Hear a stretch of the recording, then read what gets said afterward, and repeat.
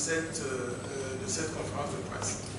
Je crois qu'il est important de dissocier deux choses. La première, c'est que nous sommes tous préoccupés, comme l'ont dit mes camarades tout à l'heure, nous sommes préoccupés par deux choses. La première, c'est la création d'un cadre pour une vie démocratique normale au Togo. Une vie démocratique normale qui fait que lorsque le peuple élit des dirigeants qui ne travaillent pas conformément à la volonté du peuple, que le peuple puisse les changer. C'est ça l'alternance. Or, au Togo, nous sommes dans un système où il n'est pas possible de changer ceux qui nous dirigent lorsque nous ne sommes pas contents de leur travail. Donc, nous voulons travailler ensemble pour créer les conditions d'une vie démocratique normale.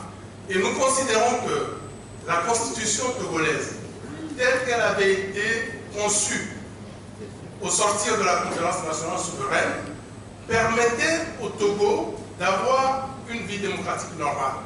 Or, entre-temps, vous vous souvenez, cette constitution a été, selon le terme consacré, toilettée par ceux qui ne veulent pas de la démocratie au Togo. C'est ça le gros problème de notre pays. Donc, les réformes que nous exigeons aujourd'hui ont pour but de nous permettre à notre pays de vivre une vie démocratique normale comme on en voit dans d'autres pays.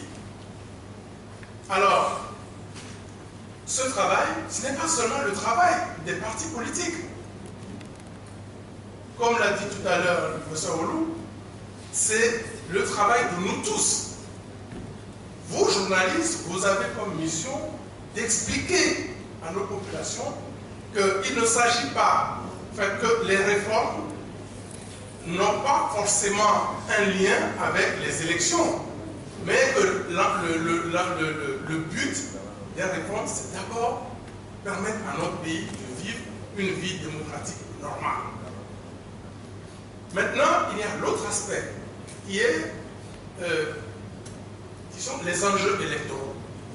Les élections, c'est pour choisir des hommes et des femmes pour diriger, pour représenter le peuple à l'Assemblée, pour diriger le pays, pour diriger nos communes, etc. etc. Mais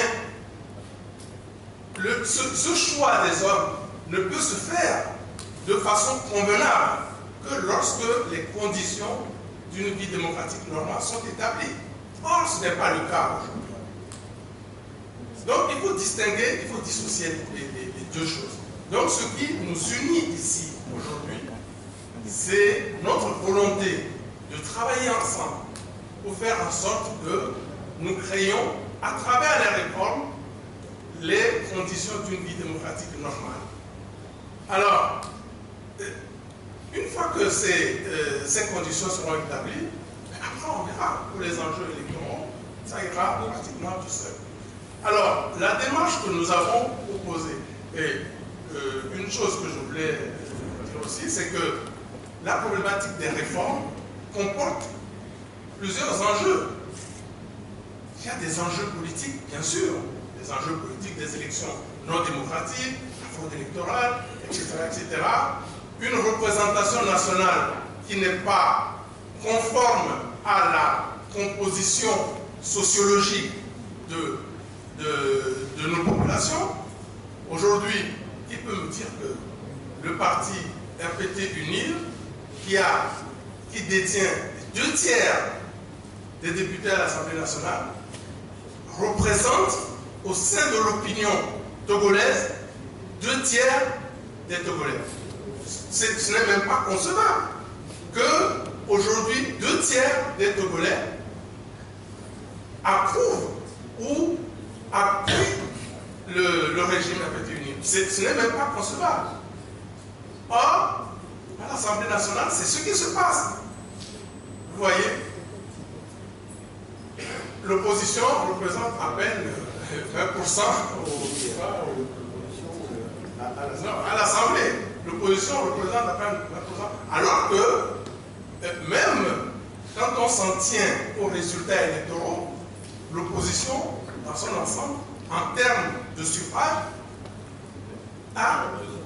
représente la majorité. L'opposition est majoritaire dans le pays et minoritaire à l'Assemblée. C'est une situation anormale. Donc, les réformes comportent un enjeu politique, c'est certain. Nous permettent d'arriver à des élections démocratiques, transparentes, et que la représentation des dirigeants choisis par le peuple représente la sociologie politique de notre pays. Mais il y a aussi des enjeux économiques.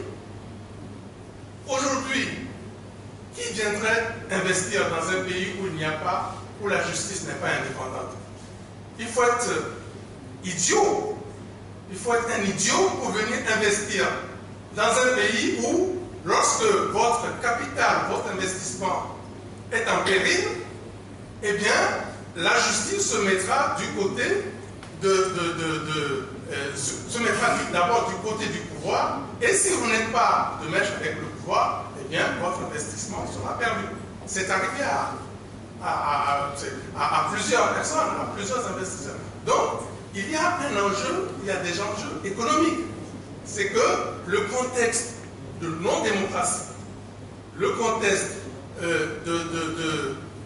d'une justice intimement liée au pouvoir, crée une insécurité économique qui fait que les investisseurs ne viendront pas chez nous.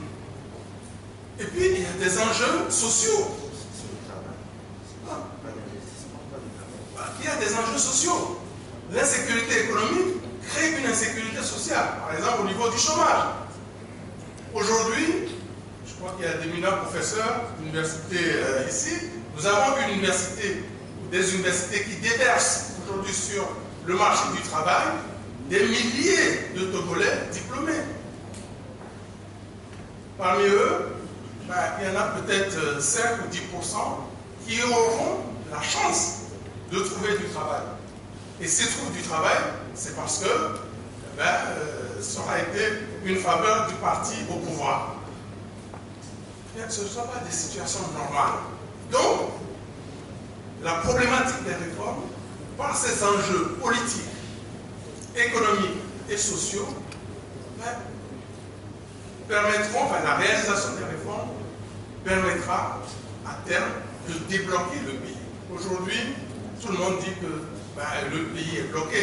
Quand vous êtes un acteur économique, un opérateur économique, on n'a même pas besoin de vous le raconter, vous le vivez tous les jours. Et tous les Togolais vivent aujourd'hui, tous les jours, le mal-vivre qui est devenu la règle dans notre pays. Et cela est lié intimement au blocage institutionnel de notre pays. Alors, la démarche que nous proposons, nous disons, c'est une démarche de bon sens. On a toujours dit que l'opposition ne propose jamais rien. Aujourd'hui, après réflexion, nous sommes quand même, comme disait tout à l'heure le professeur Bouguet, il nous arrive de réfléchir. D'ailleurs, nous ne faisons que ça. Et nous proposons une démarche de bon sens. Cette démarche, c'est de dire, voilà, l'APG, l'accord politique global signé en 2006, doit constituer la base contractuelle et politique pour la réalisation des réformes. Pourquoi? Parce que l'APG est aujourd'hui le seul document par lequel tous les partis, toute la classe politique togolaise s'est engagée à opérer des réformes.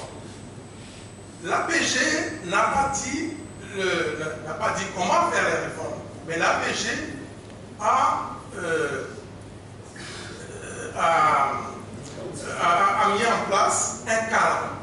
Et dans ce cadre, l'APG définit un certain nombre de principes. Des principes sur lesquels nous nous sommes tous engagés. Le premier, c'est la poursuite du dialogue au sein de la classe politique pour parvenir à des textes consensuels. C'est important. La poursuite du dialogue pour parvenir à des textes consensuels. Parce que les gens nous disent, mais pourquoi vous parlez tout le temps de dialogue, mais on parle de dialogue parce que c'est l'engagement que nous avons pris. C'est l'engagement que nous avons pris à travers l'APG. Or, aujourd'hui, ce qui se passe, c'est que nos adversaires en face, eux, veulent sortir de ce principe de dialogue, c'est-à-dire renoncer aux engagements qu'ils ont pris. C'est pour cette raison que nous voulons que chacun respecte sa signature.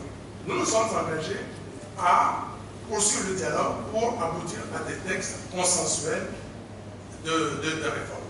Et le deuxième principe qui a été arrêté par l'APG et qui est important, c'est que ces réformes doivent rester dans le cadre, doivent respecter l'esprit de la Constitution de 1992. Alors, vous voyez pourquoi le parti au pouvoir ne cherche pas des subterfuges à sortir de l'APG.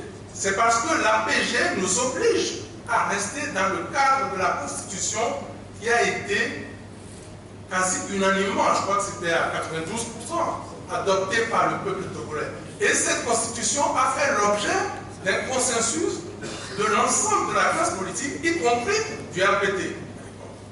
Donc, par l'APG, nous nous sommes tous engagés à rester dans le cadre, à respecter l'esprit de cette Constitution. Aujourd'hui, il y a des tentatives pour sortir de cet esprit. Il est important que vous, journalistes, dans votre travail d'explication, votre travail d'information, vous fassiez ce travail pour ramener le peuple. Et la démarche que nous proposons est une démarche progressive. Dans un premier temps, nous demandons que les points sur lesquels il y a consensus, c'est-à-dire la limitation du mandat, le mode de scrutin uninominal de tout, que ces points-là, qui font l'objet de consensus, eh bien, qu'on les réalise tout de suite. Et qu'il y a d'autres points qui sont liés à l'organisation des élections et que ces points, on puisse immédiatement engager des discussions de façon à ce que l'Assemblée nationale puisse les mettre en œuvre avant l'organisation des élections. Et puis les autres, on peut les faire après les élections, dans le cadre d'un dialogue entre le pouvoir et l'opposition. Donc, je crois qu'il est important que vous, dans votre travail d'explication, vous fassiez comprendre à nos populations l'importance de notre démarche et les fondements même de notre démarche.